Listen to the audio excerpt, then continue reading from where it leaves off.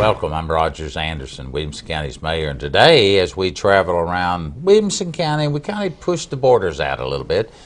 We've asked the executive director of the MPO, Michael Skipper, to come down and have a discussion with us about a lot of issues, but it's all about transportation and getting from one point to the other, and what a job you've done heading up the MPO, and thank you for being with us today. Always a pleasure to be with you, Mayor. Let's go back in time several years ago. Let's help people to understand, what is the MPO?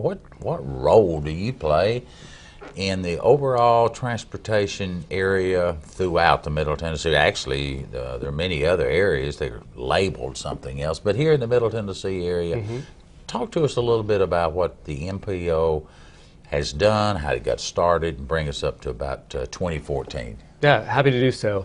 First of all, MPO stands for Metropolitan Planning Organization, and that's a term that was coined a couple of decades ago. Our history as an MPO dates back to the late 60s, early 70s, while the nation was building out the interstate system across America. That interstate construction was causing some problems in urban areas, particularly with displacement of communities, and sort of some of these roadways were going straight through neighborhoods. And so the wisdom of the federal government was to recognize the sensitivity of their actions on local communities, particularly in urban areas in the nation. And they decided to delegate the decision-making authority for how federal transportation funds would be spent in urban areas to local leaders. And the strings attached to that decision, though, was that they were going to delegate that decision-making authority not to a specific city or county within an urban area, but the collection of cities and counties in partnership with the state DOT. And so the MPO really represents and has increasingly, over the last couple of decades, become known as the representation of the forum where cities and counties within an urban area or a metropolitan area come together to decide how federal funds are going to be invested into transportation infrastructure. Early in our history, and I should also probably point out that there are over 300 MPOs in America, so every urbanized area, 50 or 1,000 more people, is required to have an MPO to serve as the forum for that decision-making process in order to access the federal funds that are dedicated to transportation. And these funds come from the gas tax that you pay at the pump that goes up to Washington, into the Highway Trust Fund, and then redistributed back to states and regions. The more than 300 MPOs across the nation, and this is the place where those decisions are made jointly between local leadership and state leadership. Early on, back in the 60s and 70s, MPOs were primarily focused on major roadway projects. This is an era where we were nearing the completion of the interstate system, so most of the federal investment was aimed at that. But what happened over subsequent decades was that, particularly in metropolitan regions, those interstates began to become very congested because a lot of the local trip making that was happening on local streets or local arterial routes shifted to interstate systems. So that's why there was a blossoming of interstate congestion in urban areas. It wasn't necessarily that congestion was being caused by through travel, which was the original intent of the interstate system, but by that local trip making. So some of the federal legislation that was passed after the initial creation of the MPOs began to encourage MPOs to look at solutions beyond the interstate system. And that's really when we became more interested in transit as a solution, and also investments in the supporting infrastructure, the smaller roadways around interstate systems, the thinking being those need to be efficient in order to keep the interstates moving. And it was really in 1991 when Congress passed the Transportation Act that year that really broadened the scope of the MPO to begin looking with local communities at broader sort of livability issues, quality of life as a goal to how we spend our transportation dollars beyond just dealing with roadway construction. When you think about, and we're going to bring it down now to the Middle Tennessee area and your involvement here, there's been a huge transformation of information to try to get out, work with our communities. And when you think about the region we serve, and of course my specific side would be Williamson County, Dr. Ken Moore, the mayor of Franklin, and Betsy Crossley, and Brentwood, and Thompson Station, Fairview, Nolensville, Spring Hill. All of these cities were just exploding with growth. wonderful place to live, good opportunities for jobs now, but it does put some extra demands on your highways and your roads.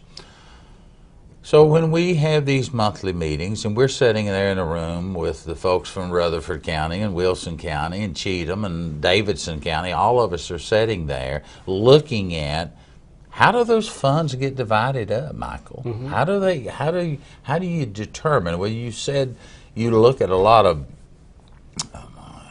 we call them dashboards, benchmarking, whatever. But oftentimes, when you see funds that are being distributed through work efforts of Tennessee Department of Transportation, those funds have gone through your organization, our organization, to try to address some of those needs. But this area, we're being told, not only through the organization that you're in charge of, but many others, the population's almost going to be 1 million more people just in here in a few short years. How do we handle all that? Yeah, that's a significant challenge. Locally, when looking at the Nashville area MPO, which is the official name of the organization, our MPO represents 7 counties now. This is recently expanded to include all of Robertson and Murray counties. But in addition to those 2 counties, we represent Sumner County, Wilson County, Rutherford County, Williamson County, of course, the greatest county in the region, and Davidson County. Thank you. And so 7 counties have to come together to figure out how to solve that problem. And the reason why we do this on a regional scale is because that growth and development that you're talking about really knows no boundaries within the metropolitan area. We all share the same economy here in the Middle Tennessee area.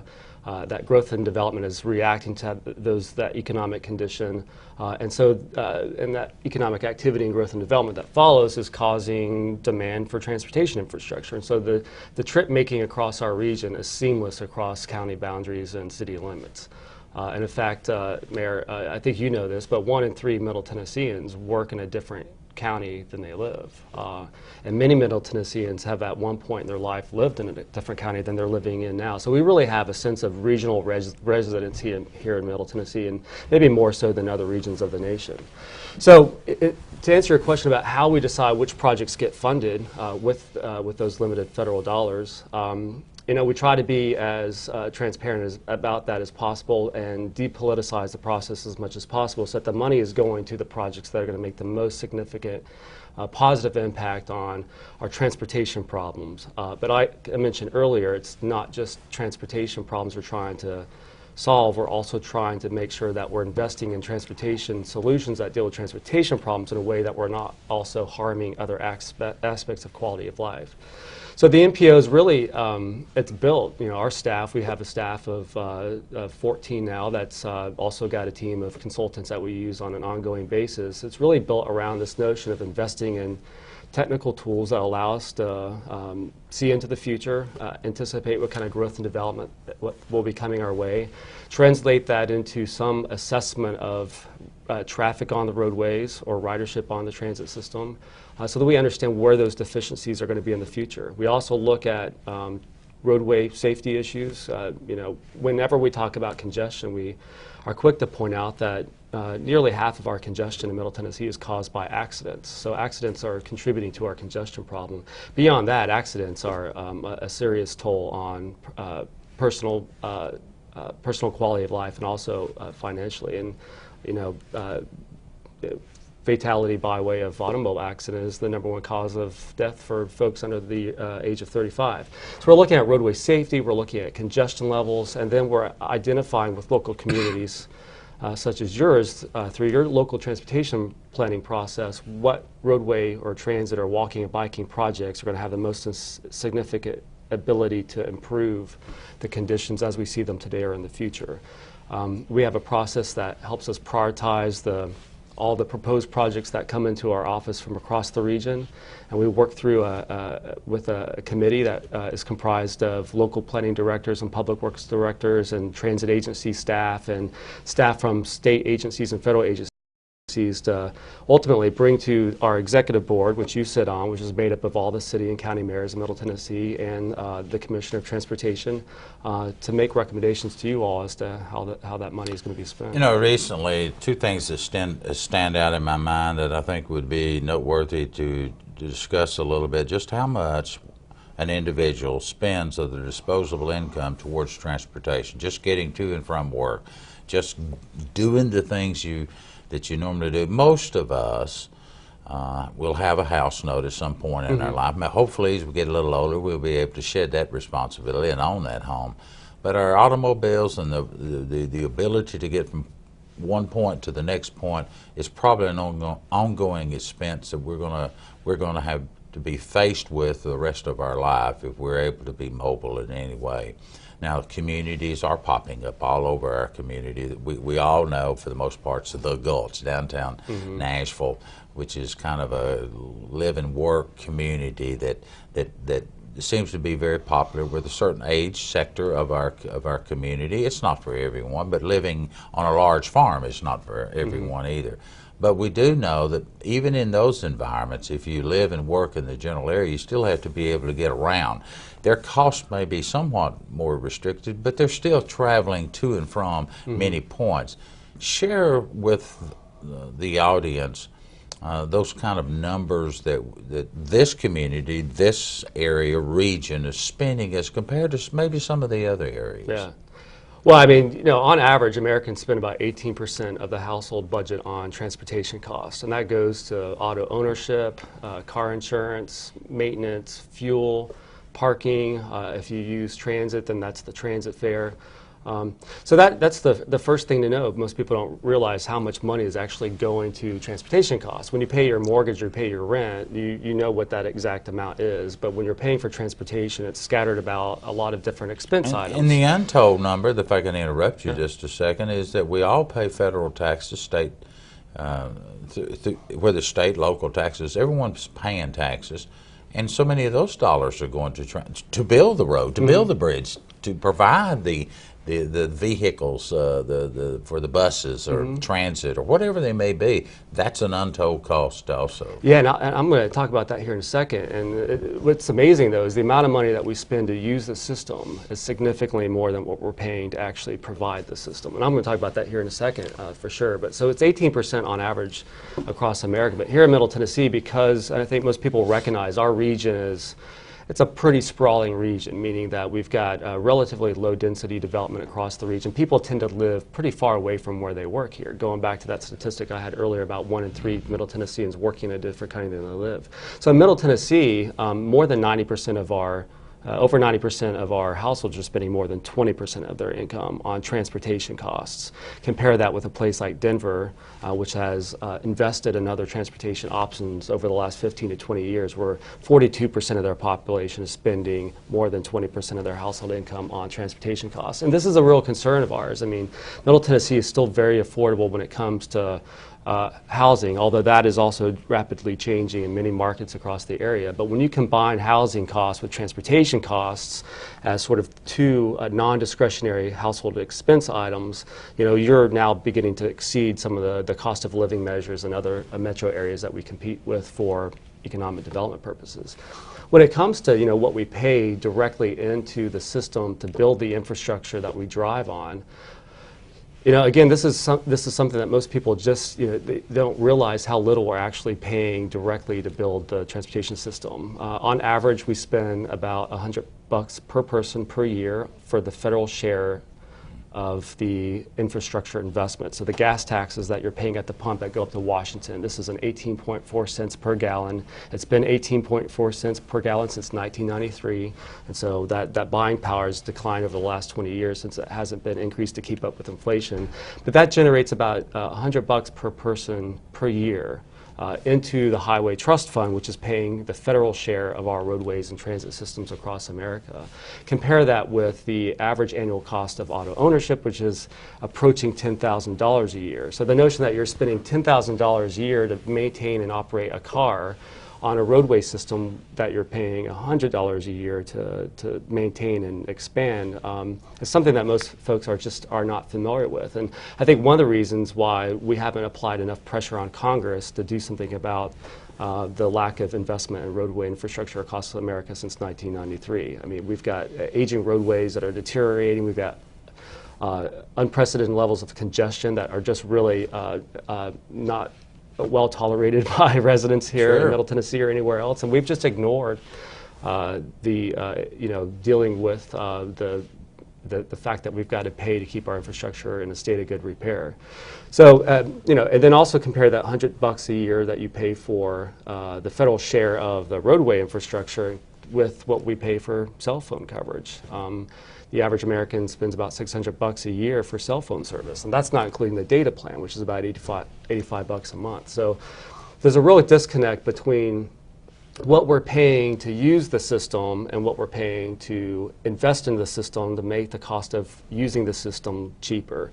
So, for example, the Texas Transportation Institute rolls out an urban mobility report every other year. It gets a lot of press here locally. It's also typically published in USA Today. And that report is famous for ranking metro areas for congestion. And that report also estimates the costs that we incur because of congestion. And just the Nashville area, we're spending over $800 million per year in lost fuel and wages sitting in congestion. So that's not the total travel expense. That's just the amount of lost financial resources sitting in congestion. And that dwarfs the amount of money that we're investing into the system to bring those costs down. And as energy prices continue to go up, we're going to be vulnerable to greater dents in our pocketbook. Let's hone in on Williamson County. Mm-hmm. A lot of traffic, a lot of people, a lot of growth. Recently, you were showing some graphs, charts. I do a lot of that. I know you do, and you're very good at it. Showing the hot spots, where the growth points are going to be. From when you come across Old Hickory, heading south on 65 South, or going I-40 heading towards Memphis out of Nashville, crossing into Fairview. With the opening of about a year and a half ago now of 840, our county is now completely surrounded and has access, which means wonderful opportunities for our people and even future business growth potential that we will have here. I would say of all the counties in the metropolitan area, surrounding metropolitan area, Rutherford and Williamson County are the two hotbeds for people to live. Where there's people come here, we think, for schools. Numbers indicate that. They want good quality of life issues.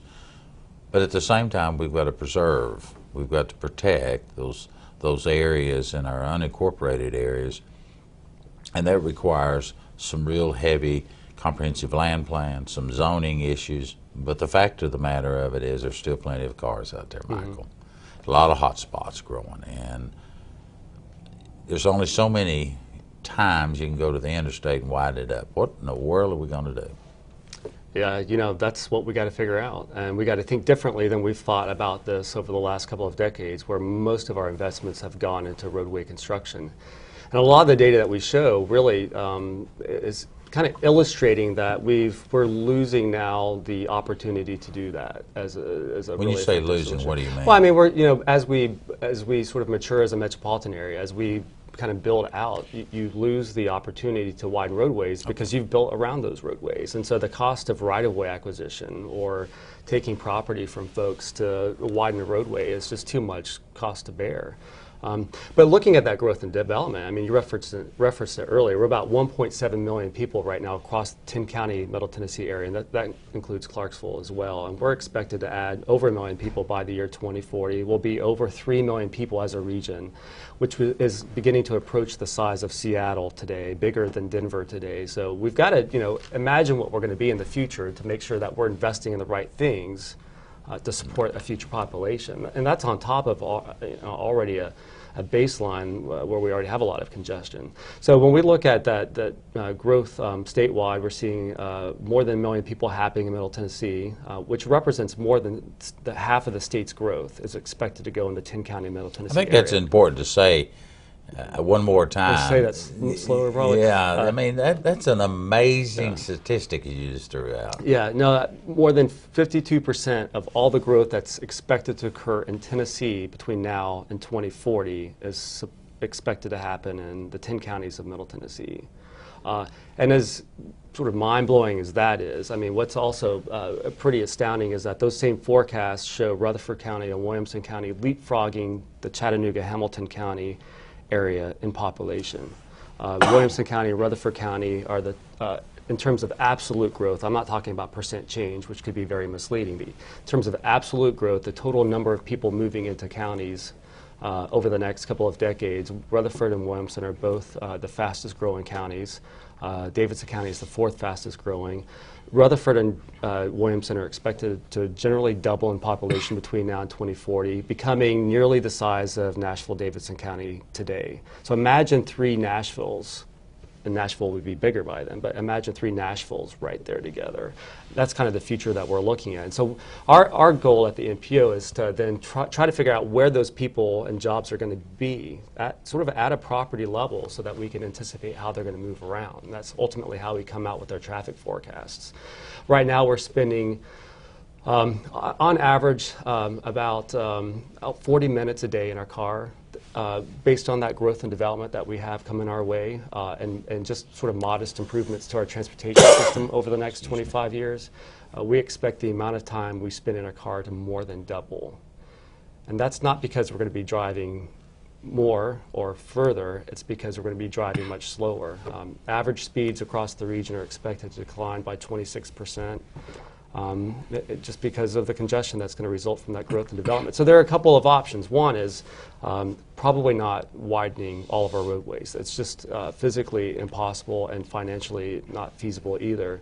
So we could either have better coordination of growth and development so that it's happening in a more efficient way instead of sprawling out as much as it has to great cost to taxpayers to provide public services and infrastructure where there is none. Better coordination with developers on the land planning side, and then also investing in making sure all of our roadways have walking and biking and transit options. The great thing about the way cities across America have used transit is if you have a congested corridor, and you're going to continue to see growth. You're going to be congested today by automobile. You're going to be congested in the future by automobile. But if you have a rapid transit line running up and down that corridor, the travel time for those folks is going to stay the same over that period of time. Because rapid transit isn't going to be sitting in traffic. It's going to be given dedicated lanes. And so that's to reference a project up in Davidson County. That's really the intent of the bus rapid transit project called the AMP up there. Is that as West End and East Nashville continue to grow, there's always sort of a free-flowing traffic option that allows that place to continue to be prosperous. Not to mention that that's really a critical main street of the region as it's connecting folks to jobs and educational opportunities and healthcare along that corridor. So we've got to think more about transit as a way of preserving our mobility because the roadway widening option is becoming more limited as we continue to evolve as a region. In the 5 minutes we've got left, how can people themselves help out in these situations? It's not always. I'm sure there are days you wake up and think, how am I going to get all this done? We ask those same questions as local leaders. But there are things that many people can do in looking at helping to improve the congestion that is out on our roadways.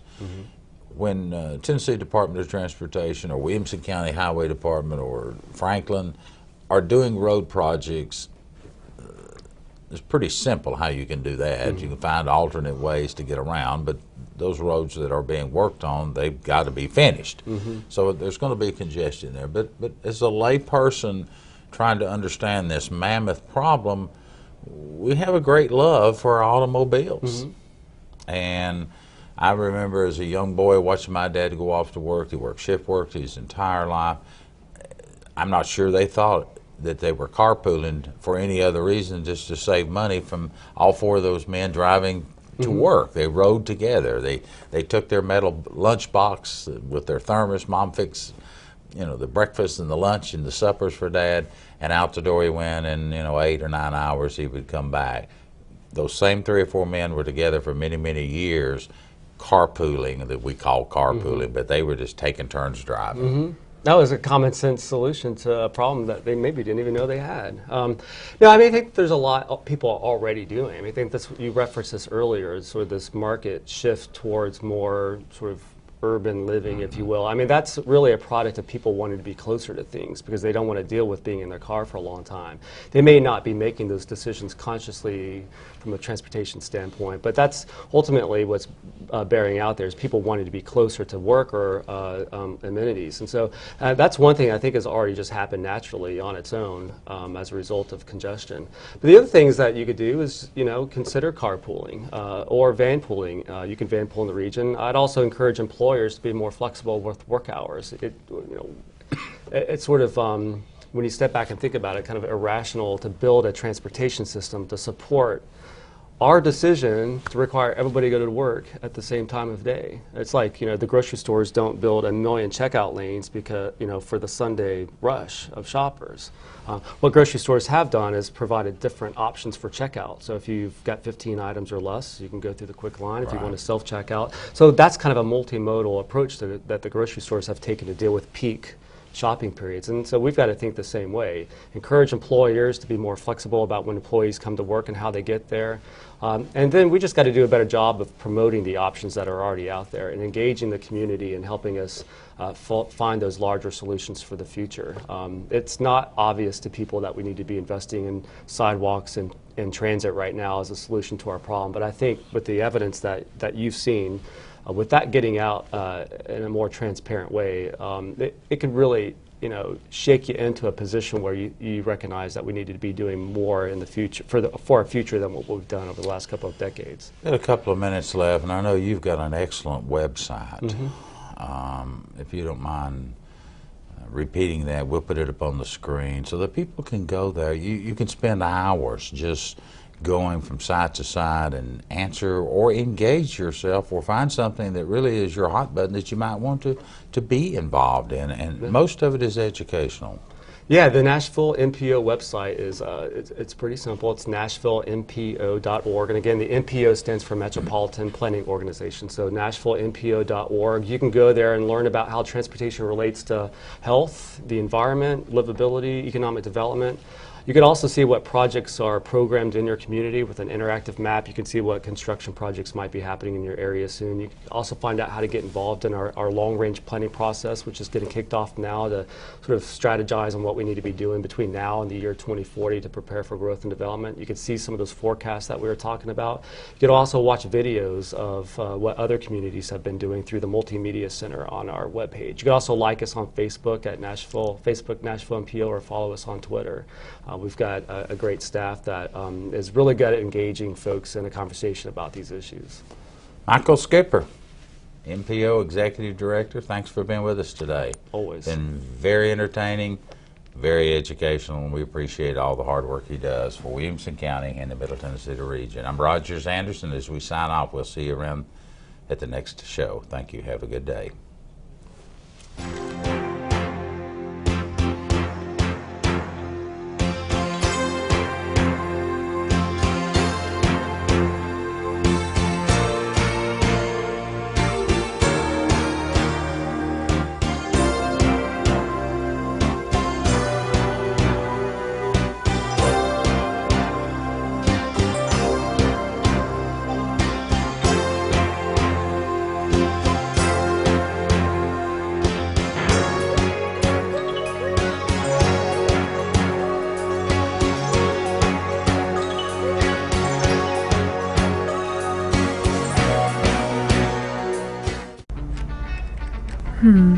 What should I make my password? Oh, I know. I'll make my password password. Passwords should be unique, private, non-personal, and secure. Use more than one word.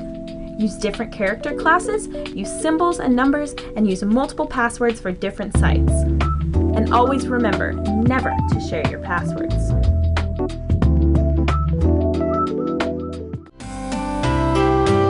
WAKM AM 950, Williamson County's hometown radio, and WCTV, the education and government cable channel for Williamson County.